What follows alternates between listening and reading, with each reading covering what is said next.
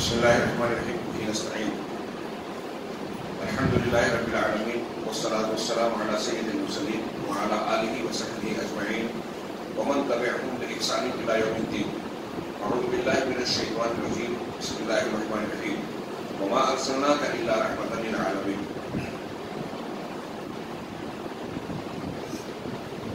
محترم حاضرین، کل کے درس میں ہم نے یہ پڑھا تھا کہ ایک مسلمان پر 4 چیزوں کا سیکھنا واجب اور فرض ہے. ان 4 چیزوں میں پہلی چیز علم سے مراد کون سی چیز کا علم اور کس چیز کو جاننا؟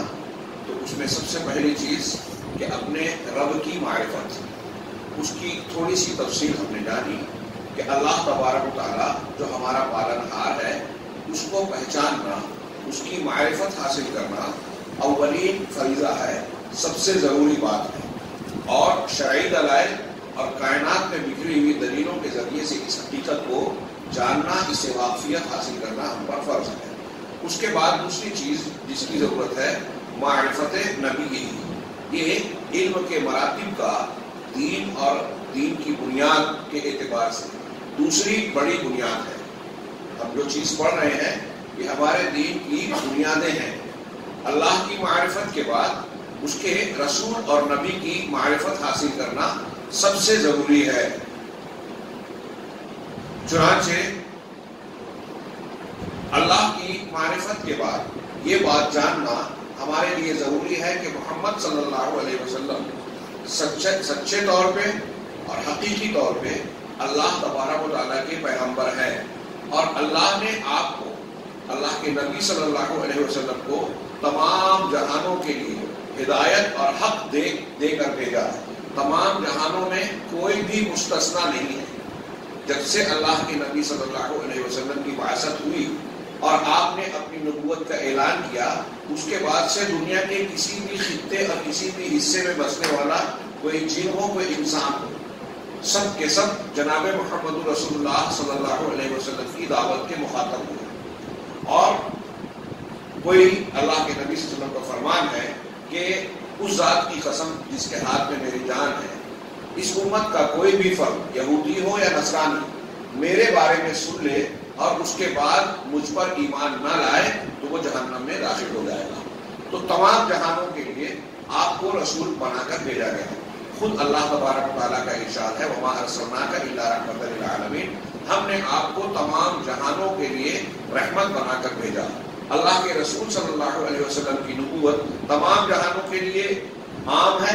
اس کی قرآن و حدیث میں اور بھی بہت سی دلیلیں ہیں. ایک حدیث میں ہے کہ اللہ کے رسول نے فرمایا کہ اعطیت خمسا وفی بعض الروایات ستا لم یعطہن احد من قبلی، کہ مجھے ایسی 5 یا 6 چیزیں دی گئی ہیں کہ مجھ سے پہلے کسی نبی کو وہ خصوصیات نہیں دی گئی. ان میں سے ایک یہ بتائی کہ مجھ سے پہلے انبیاء اپنی قوم کی طرف، اپنے قبیلے اور قوم کی طرف بطور خاص نبی بنا کر بھیجے جاتے تھے، اور مجھے تمام لوگوں کی طرف عمومی طور سے نبی بنا کر بھیجا گیا ہے. چنانچہ محمد صلی اللہ علیہ وسلم ہمارے پیغمبر ہیں، رسول ہیں، اور ہم جو دین مذہب اختیار کرتے ہیں، حاصل کرتے ہیں، نبی صلی اللہ علیہ وسلم اس کا ذریعہ، طریقہ اور واسطہ ہیں. یہ ہمارے اور اللہ کے درمیان تبلیغ رسالت کا واسطہ ہے، ذریعہ ہے. دین جو ہم کو معلوم ہو رہا ہے، اللہ تبارک و تعالیٰ ہم سے کیا چاہتا ہے، کس طریقے کی زندگی، کن اصولوں کے مطابق زندگی گزارنی ہے، یہ بتانے کے لیے اللہ کے درمیان اور ہمارے درمیان واسطہ جناب محمد رسول اللہ صلی اللہ علیہ وسلم ہے. اور کوئی بھی انسان دین کو حقیقی طور پر نہیں جان سکتا جب تک کہ محمد رسول اللہ صلی اللہ علیہ وسلم کو نہ جان لے. آپ کی معرفت کے بغیر، آپ سے وہ واسطہ بنائے بغیر کوئی بھی شخص دین نہیں جان سکتا. بالکل واضح بات ہے، شریعت کے دین کے بنیادوں میں سے ہے. اور محمد صلی اللہ علیہ وسلم نبی اور رسول ہیں. نبی اس شخص کو کہتے ہیں جس کو پچھلی دعوت، پچھلی نبوت کی تعلیمات کو پھر سے تجدید کرنے کے لیے مبعوث کیا جاتا تھا، اور عام طور سے اس کے ماننے والے پہلے سے اللہ کو، دین کو جانتے تھے. اور رسول اسے کہتے ہیں، میں آسان کر کے اپنے الفاظ میں بیان کر رہا ہوں، جس کی طرف نئی شریعت کو نازل کیا گیا ہو وحی کی گیا ہو اور وہ مخالفین یعنی کفار و مشرکین سے مخاطب.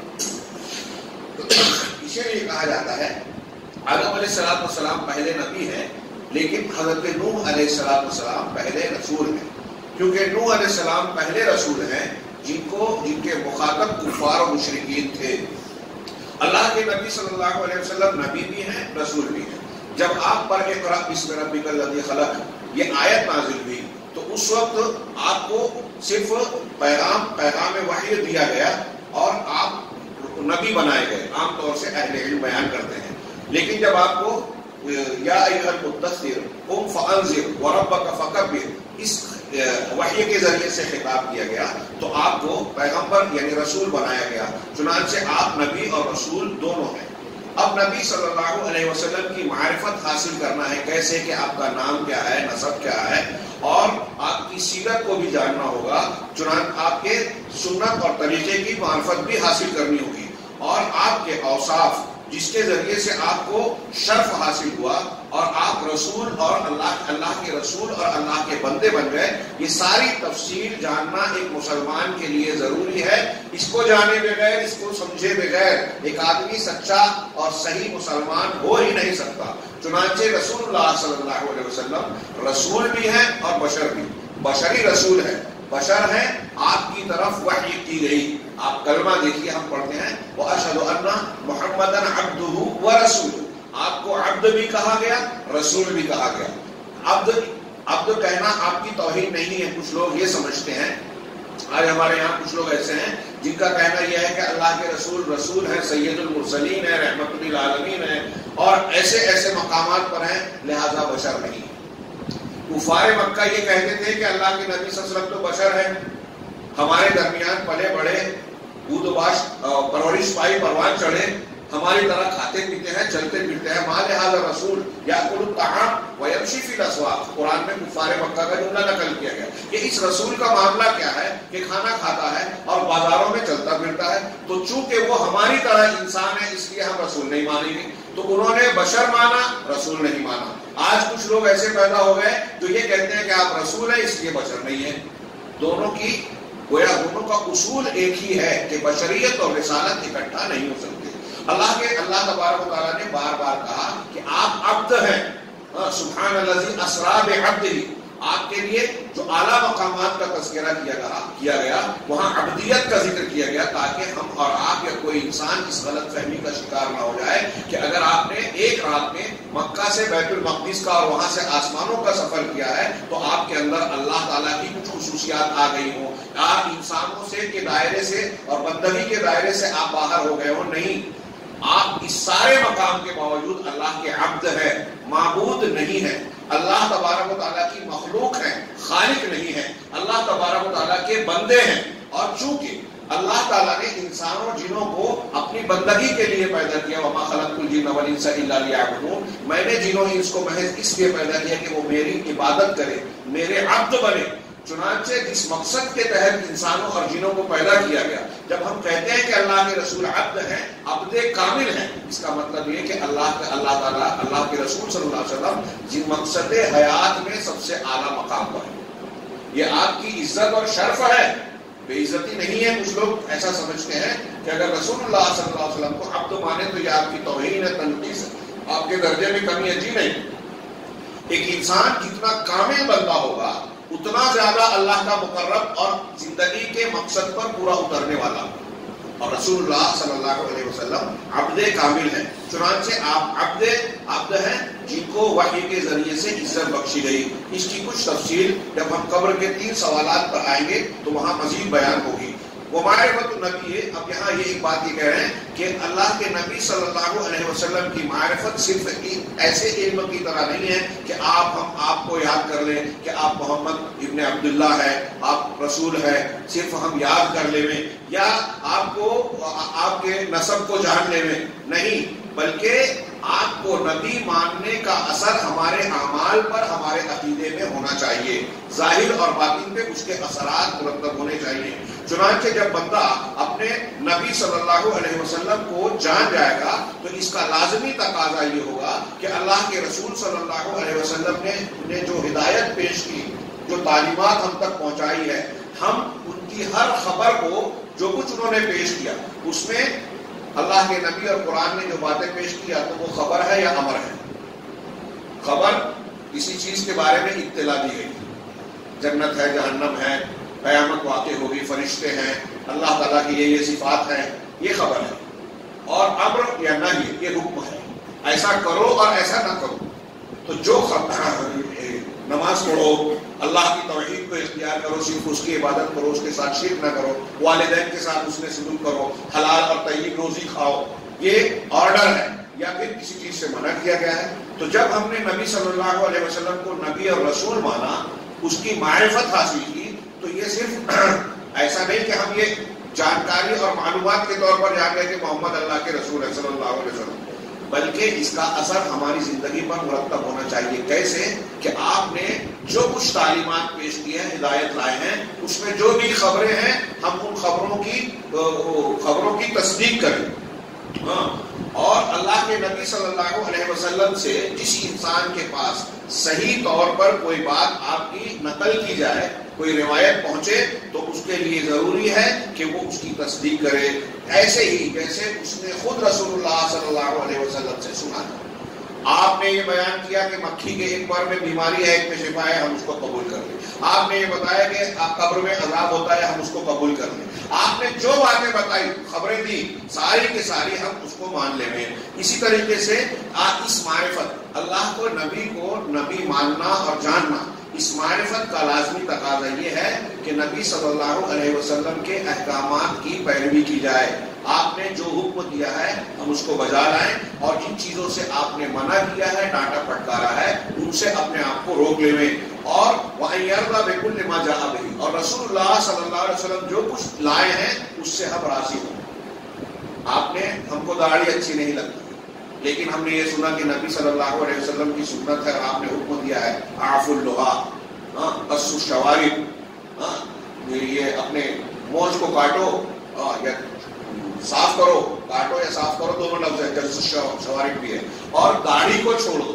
نبی نے کہا ہے تو ہم یہ مانیں کہ یہ نبی صلی اللہ علیہ وسلم کا فرمان ہم کو ماننا ہے.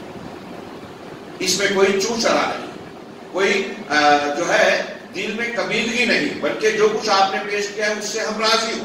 وَأَن يُسَلِّمَ لِذَلِكَ تَسْلِيمًا، ہم دل میں راضی ہوں اور ظاہر میں اس کے سامنے سر جھکا دیں، اس کے سامنے سر تسلیم ہم کریں.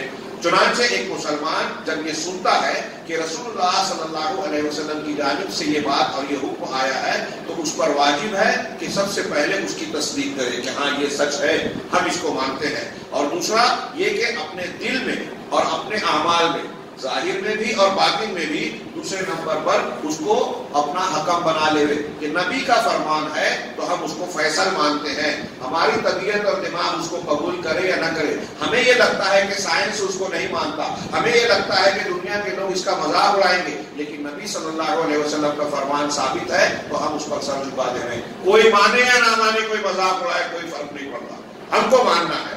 اور پھر اتنا ہی نہیں کہ ہم اس کو مان لیں، بلکہ ہمارا دل اس پر مطمئن ہو اور یہ خیال گزرے کہ سارا کا سارا خیر نبی صلی اللہ علیہ وسلم کی تعلیم میں ہی ہے. پھر اس کے بعد تسلیم مطلق ہو. یہی ایک مومن بندے کی صفت ہوتی ہے. نبی صلی اللہ علیہ وسلم کو نبی ماننے کا یہی تقاضا ہے. ایک مومن کی صفت یہی ہوتی ہے کہ ما جاء بہ نبی، نبی صلی اللہ علیہ وسلم نے جو لایا ہے اس کے سامنے اپنا سر جھکا دے. اللہ عز و جل نے ارشاد فرمایا فلا وربک لا یؤمنون حتی یحکموک فیما شجر بینہم، تمہارے رب کی قسم لوگ مومن نہیں ہو سکتے یہاں تک کہ اپنے جھگڑوں میں، فیما شجر بینہم، جو ان کے درمیان جھگڑے ہوتے ہیں، ان جھگڑوں میں آپ کو فیصل نہ بنائیں. نبی صلی اللہ علیہ وسلم کو حکم، فیصل، قاضی، جج مانے کہ ہمارا جھگڑا ہو رہا ہے، کوئی بھی جھگڑا، مسلک کا جھگڑا، دین کا جھگڑا، گھر کا جھگڑا، وراثت اور پراپرٹی کا جھگڑا، کوئی بھی جھگڑا ہو رہا ہے، اپنے اس جھگڑے میں ایک مومن بندہ رسول کو فیصل مانے. ثم لا یجدوا فی انفسہم حرجا مما قضیت ویسلموا تسلیما، اور پھر آپ جو فیصلہ کریں اس سے اپنے دل میں کوئی تنگی محسوس نہ کریں اور اس کے سامنے اپنا سر جھکا دے کر تسلیم کریں. یعنی اندر بھی اس سے مطمئن ہو اور باہر بھی اس کو قبول کریں. ایسا نہیں کہ باہر میں چلو ٹھیک ہے میں مان لیتا ہوں لیکن دل میں ہمارے یہ خناس ہو کہ نہیں دل نہیں مان رہا ہے. اللہ کے رسول صلی اللہ علیہ وسلم کی بات تو ہے کہ بہن کو بیٹی کو حصہ دینا چاہیے لیکن طبیعت نہیں مانتی. اللہ کے رسول صلی اللہ علیہ وسلم نے فلاں کام تو کہا ہے لیکن دل نہیں مانتا. اگر اندر بھی آپ کے اللہ کے رسول صلی اللہ علیہ وسلم کے فیصلے پر کبیدگی ہے, ناپسندیدگی ہے, تو اللہ تعالیٰ نے اپنے رب کی قسم, اللہ نے خود بلا و ربی کا رب کی قسم کھا کر کہا ہے کہ وہ مومن نہیں. ایمان کا تقاضا یہ ہے کہ رسول اللہ صلی اللہ علیہ وسلم کو اپنے ہر جھگڑے میں فیصل, پنچ اور قاضی مانا جائے اور آپ کے فیصلے کو بلا چون چرا, بغیر کسی اعتراض کے, ظاہر اور باطن میں کوئی مخالفت کیے بغیر اسے قبول کر لیں. اسی طرح اللہ تعالیٰ کا یہ فرمان ہے وَمَا كَانَ لِمُؤْمِنٍ وَلَا مُؤْمِنَةٍ إِذَا قَضَى اللَّهُ وَرَسُولُهُ أَمْرًا أَن يَكُونَ لَهُمُ الْخِيَرَةُ مِنْ أَمْرِهِمْ, کہ کسی مومن مرد اور مومنہ عورت کے لیے یہ جائز نہیں ہے کہ جب اللہ اور اس کے رسول کسی معاملے کا فیصلہ کر دیں تو انہیں اپنے معاملے میں کوئی اختیار ہو. وَمَن يَعْصِ اللَّهَ وَرَسُولَهُ فَقَدْ ضَلَّ ضَلَالًا مُبِينًا, اور جو اللہ اور اس کے رسول کی نافرمانی کرے گا تو وہ کھلی ہوئی گمراہی میں پڑ گیا. ابھی کرناٹک میں حجاب کا مسئلہ چلا, اس سلسلے میں جو فیصلہ آیا, میں نے تو تفصیلی بات نہیں پڑھی, ہلکی پھلکی خبر پڑھی. ایک صاحب نے بتایا کہ جو مسلم جج سے فیصلہ کروایا گیا ہے, اس میں سیاست ہے, اس میں ہندوتوا کی ایک فکر کا حصہ ہے, یہ سارا ہندوستان جانتا ہے, تو اس کو اس سے کروایا گیا ہے. اس نے اپنے فیصلے میں شاید یہ بات بھی کہی ہے, سورہ بقرہ کی آیت کا اس نے حوالہ دیا, لا اکراہ فی الدین قد تبین الرشد من الغی, کہ دین میں کوئی زور زبردستی نہیں ہے. تو انہوں نے کہا اس آیت سے یہ معنی نکالا اس مسلمان کہلانے والی خاتون نے کہ اس سے دیکھیے پتہ چلتا ہے کہ کوئی جبرن نہیں ہے, پردہ اگر کوئی عورت کرنا چاہتی ہے تو کرے, نہیں کرنا چاہتی تو نہ کرے. اور اگر اسکول کالج کا معاملہ ہے تو وہاں ایک الگ, انہوں نے جو بھی کہا ہو. تو گویا انہوں نے یہ کہا کہ ایک مسلمان عورت کو اختیار ہے, گویا یہ کہنا چاہ رہی ہے, زبردستی نہیں ہے.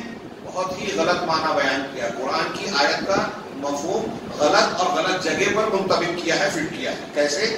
یہ لا اکراہ فی الدین قد تبین الرشد من الغی, آپ اس کا معنی سیاق و سباق اور تمام مفسرین کی تشریح میں پڑھیں گے کہ یہ زور زبردستی کسی کو مسلمان بنانے کے سلسلے میں بیان کی جا رہی ہے کہ کوئی کافر ہے, غیر مسلم ہے, تو اس کو جبرن مسلمان نہیں بنایا جائے گا کہ تم اسلام قبول کر لو, چاہے مسلمان کو کتنی بھی طاقت ہو, حکومت ہو, زبردستی اسلام قبول نہیں کروایا جائے گا. لیکن ایک آدمی, ایک مرد یا عورت اسلام میں داخل ہو گئے, مسلمان ہے, تو مسلمان جب ہوا, کلمہ پڑھا, تو اب اس کو اختیار نہیں ہے کہ اللہ اور اس کے رسول کا فیصلہ آنے کے بعد اپنی چلائے. یہ قرآن کی آیت کہہ رہی ہے جو میں نے ابھی پڑھی, ماں کانا لمؤمن ولا مؤمنۃ, اس جج کو کوئی یہ پڑھائے کہ اذا قضى اللہ ورسولہ امرا, کہ جب اللہ اور اس کے رسول کسی معاملے کا فیصلہ کر دیں تو مومن مرد اور مومنہ عورت کے لیے نہیں ہے ان یکون لهم الخیارۃ من امرہم, کہ اپنے معاملے میں انہیں اختیار ہو, کہ وہ اپنے طور پر آپشن اختیار کریں, یہ سمجھ میں آ رہا ہے تو یہ قبول کروں, وہ سمجھ میں نہیں. آپ کی سمجھ نہیں چلے گی. آپ نے اپنے آپ کو جب لا الہ الا اللہ محمد رسول اللہ کی گواہی دی نا, تو اپنے آپ کو اللہ اور اس کے رسول کا تابع دار بنا دیا. اب ان کا جو بھی فیصلہ ہے اسے ماننا ہوگا, اور جو نہیں مانے گا تو قرآن کا اگلا جملہ کہہ رہا ہے وَمَن يَعْصِ اللَّهَ وَرَسُولَهُ فَقَدْ ضَلَّ ضَلَالًا مُبِينًا, کہ جو اللہ اور اس کے رسول کی نافرمانی کرے گا تو وہ بڑی کھلی ہوئی گمراہی میں پڑ گیا.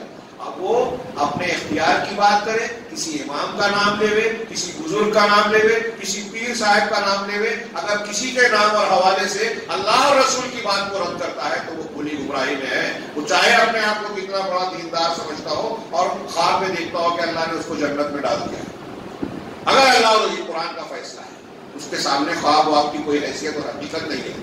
آگے شیخ فرماتے ہیں اس کی تشریح کرتے ہوئے کہ مومن جو محمد صلی اللہ علیہ وسلم کی معرفت رکھتا ہے, اللہ کو نبی سمجھتا ہے, جانتا ہے, حقیقت میں جس کو معرفت, یہ بنیاد ہے ہمارے دین کی, اسے سمجھے بغیر کوئی مسلمان نہیں ہو سکتا. کہ ہم جب نبی صلی اللہ علیہ وسلم کو محمد رسول اللہ کا کلمہ پڑھ رہے ہیں تو نبی کی معرفت ہونی چاہیے, اور یہ معرفت کا معنی یہی ہے کہ آپ کا حق جانے کیا ہے. آپ کا حق اللہ نے یہ متعین کیا کہ اللہ کی اطاعت کرو, رسول کی اطاعت کرو, جو رسول دے لے لو, جس سے منع کر دے رک جاؤ. اللہ رسول کا جو فیصلہ ہو جائے تو پھر اپنے طرف سے کوئی اختیار نہیں ہے.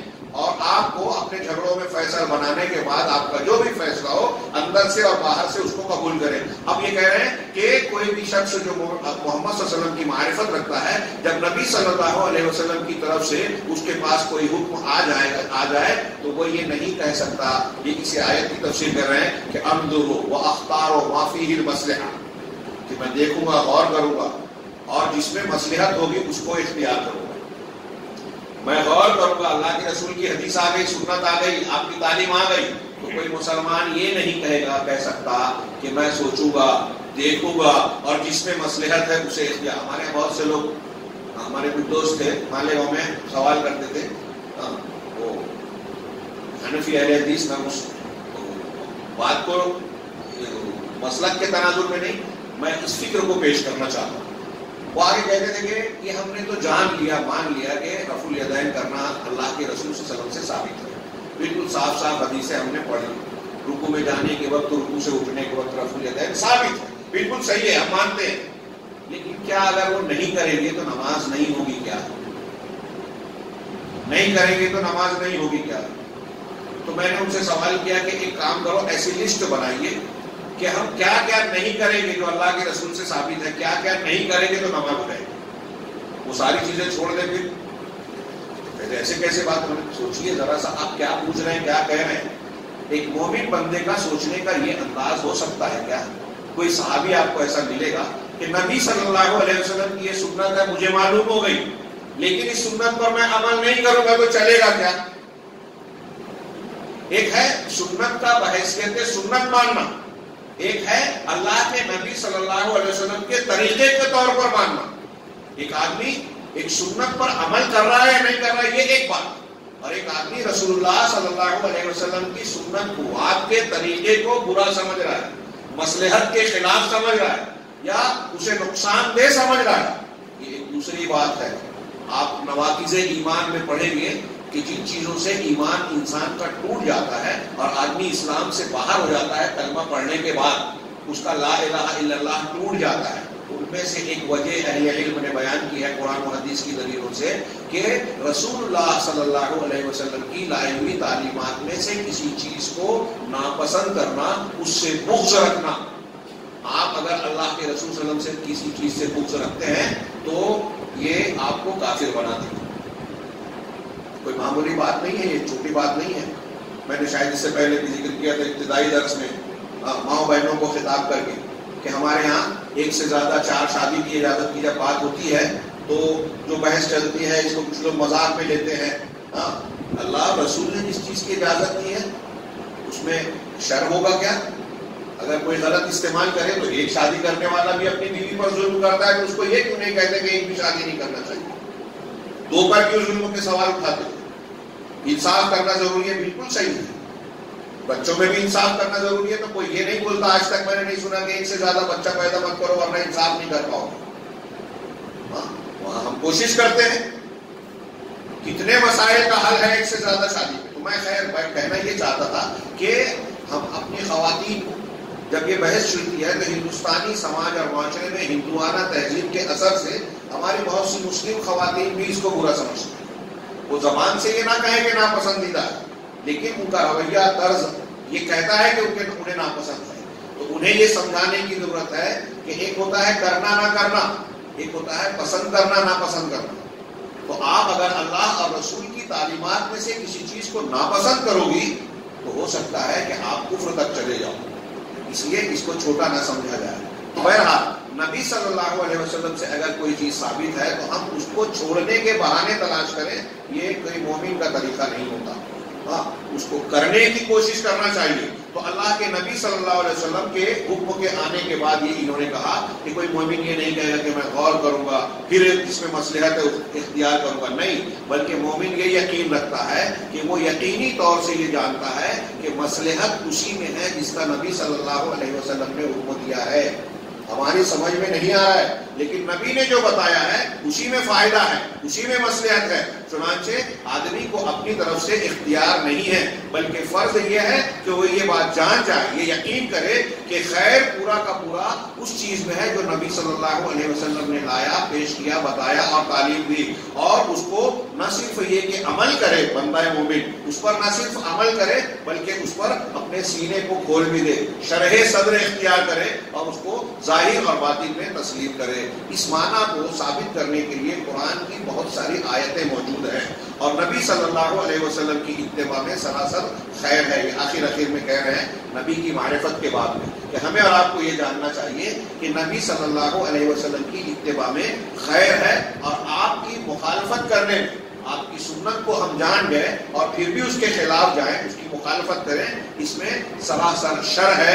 اللہ تعالیٰ کا فرمان ہے، قرآن کی آیت ہے، فَلْيَحْذَرِ الَّذِينَ يُخَالِفُونَ عَنْ أَمْرِهِ أَن تُصِيبَهُمْ فِتْنَةٌ أَوْ يُصِيبَهُمْ عَذَابٌ أَلِيمٌ۔ سورہ نور کی بڑی مشہور آیت ہے کہ جو لوگ رسول کے حکم کی مخالفت کرتے ہیں انہیں اس بات سے ڈرنا چاہیے، رب العالمین ہم سے آپ سے کہہ رہا ہے کہ جو رسول کے حکم کی مخالفت کرتا ہے، سنت کی خلاف ورزی کرتا ہے، اسے اس بات سے ڈرنا چاہیے کہ ان تصیبہم فتنہ، کہ ان کو فتنہ پکڑ لے گا، اور یصیبہم عذاب الیم، یا دردناک عذاب اختیار کر لے گا، انہیں پکڑ لے گا دردناک عذاب۔ علامہ ابن کثیر کہتے ہیں فتنے سے مراد دنیا کا عذاب اور دردناک عذاب آخرت۔